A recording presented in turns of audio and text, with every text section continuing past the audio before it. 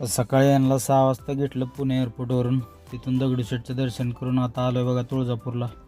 तुळजापूरच्या घाटाच्या खाली आता पोचलेलो आहे. आता इथून बार्शी नाक्यावरून टर्न घ्यायचा आणि त्यानंतर मग राईट टर्न घेऊन घाट चढून वरती तुळजापुरात वर पोचायचं.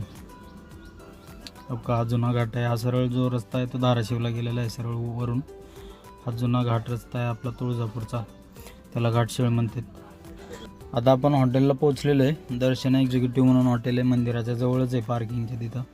सामान उतरून घेऊया आता आणि थोड्या वेळाने देवदर्शनाला जाऊ तुळजाभवानी मातेच्या. हे बघा हे हॉटेल आहे, इथं स्टे आहे आपला.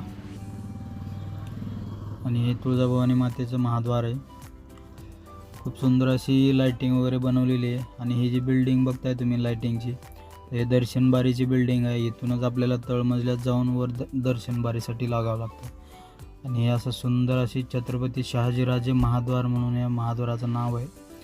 आणि तुळजाभवानी मातेची विविध रूपं हे लाईटिंगच्या माध्यमातून इथं तयार केलेली आहेत. खूप सुंदर असा हा परिसर आहे बघा.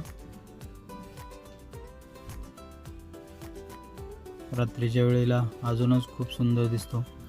आणि आता दुसऱ्या दिवशी सकाळी आपण इथं तुळजापूरमध्ये हा वडा सांबार वगैरे खाल्लेले. थोडंसं महाग होतं पण ठीक आहे, चालते.